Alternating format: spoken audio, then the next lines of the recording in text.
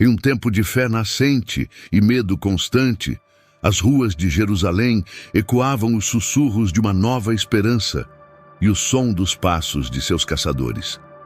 Entre os primeiros seguidores de Jesus, cada sombra era uma ameaça, cada batida na porta, um potencial fim. E o líder dessa caçada era um homem chamado Saulo de Tarso. Culto, implacável e um fariseu devoto da lei de Moisés, Saulo via o cristianismo não como uma fé, mas como uma heresia perigosa que precisava ser erradicada. Ele acreditava, com toda a sua alma, que estava servindo a Deus. Antes de se tornar Paulo, o apóstolo, ele era Saulo, um homem que acreditava servir a Deus, exterminando os seguidores de Jesus. Com autoridade concedida pelo Sinédrio, ele invadia casas, arrastava homens e mulheres para as prisões e supervisionava a punição daqueles que ousavam pronunciar o nome de Cristo. Seu zelo era sua armadura, sua convicção, sua espada. Para ele, não havia meio termo, ou se seguia a lei antiga ou se enfrentava sua fúria, e ele não imaginava que seu mundo estava prestes a ser virado de cabeça para baixo. O ponto de virada começou com o grito de um inocente.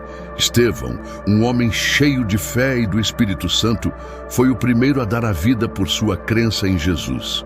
Diante de seus acusadores, ele não demonstrou medo, mas uma visão do céu. Suas palavras de perdão ecoaram enquanto as pedras eram lançadas, e ali, observando tudo, estava Saulo. Ele não atirou nenhuma pedra, mas seu consentimento era claro. Ele guardava as vestes dos executores, aprovando silenciosamente aquele ato brutal. Ele estava convencido de que a justiça divina estava sendo feita, que a blasfêmia estava sendo punida. Enquanto as pedras caíam sobre Estevão, um jovem chamado Saulo guardava os mantos dos que o apedrejavam. Ele ainda não sabia, mas aquele grito seria o início de sua transformação.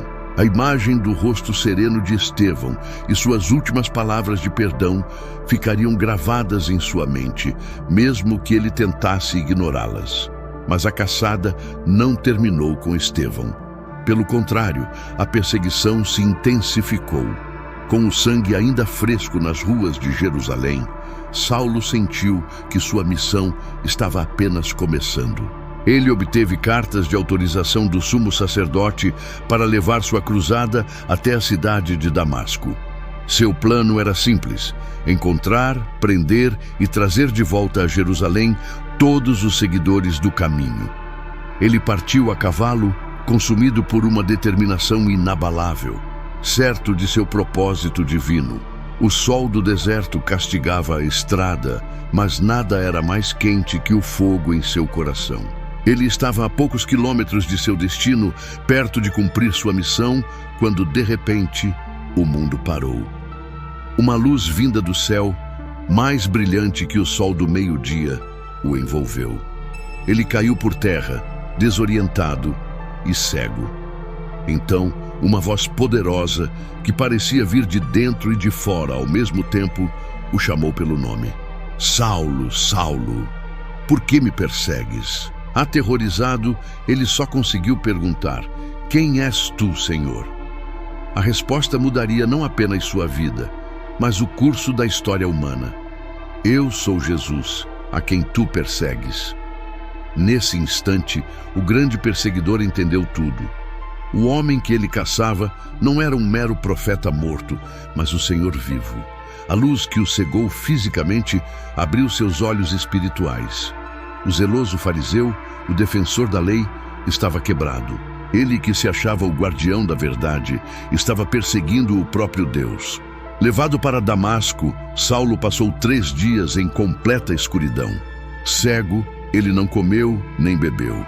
Seu mundo exterior era silêncio e trevas, mas sua alma era um turbilhão.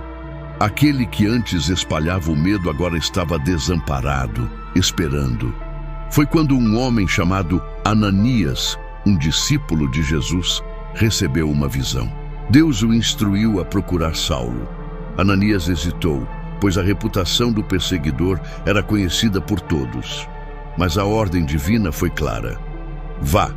Este homem é meu instrumento escolhido para levar meu nome perante os gentios, seus reis e perante o povo de Israel. Relutante, Ananias obedeceu. Ele encontrou Saulo, impôs as mãos sobre ele e disse: irmão Saulo, o Senhor Jesus, que lhe apareceu no caminho, enviou-me para que você volte a ver e seja cheio do Espírito Santo. Imediatamente, algo como escamas caiu dos olhos de Saulo, e ele pôde ver novamente. Ele se levantou e foi batizado. Aquele que antes espalhava o medo, agora proclamava o amor. O homem orgulhoso foi humilhado. O caçador se tornou um discípulo. Saulo de Tarso estava morto. Em seu lugar, nascia Paulo, o apóstolo de Cristo.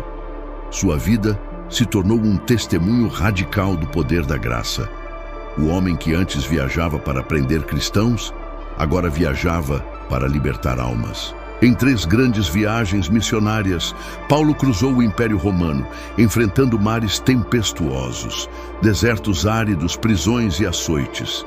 Ele fundou igrejas, realizou milagres e escreveu cartas, as epístolas que se tornariam a base da teologia cristã. Suas palavras ecoam até hoje, definindo a essência da fé. Já não sou eu quem vivo, mas Cristo vive em mim. Foi essa convicção que o moveu. Ele, que antes observava a execução de Estevão, agora enfrentava suas próprias pedradas, naufrágios e traições. E em meio a tudo isso, ele declarou com uma certeza inabalável: combati o bom combate, terminei a carreira, guardei a fé. O contraste era absoluto. O homem que matava por uma causa agora estava disposto a morrer por ela. A jornada de Paulo é a prova viva de que ninguém está longe demais para ser alcançado pela graça de Deus. Sua história nos ensina que a verdadeira força não está em nossa própria justiça, mas na rendição a um poder maior. O maior perseguidor se tornou o maior missionário. O ódio se transformou em amor, a cegueira em visão eterna. A vida de Paulo não é apenas um relato histórico, é um convite. Um convite para acreditar que a transformação é possível, que o propósito pode ser encontrado nos lugares mais inesperados e que uma luz pode brilhar até mesmo no caminho mais escuro para Damasco. A história de Paulo prova que Deus pode transformar qualquer vida. Deixe nos comentários o que a conversão de Paulo ensina para você hoje. Se esta história te inspirou, compartilhe, porque talvez alguém precise ouvir que ainda há esperança no caminho de Damasco. Obrigado por assistir e até a próxima.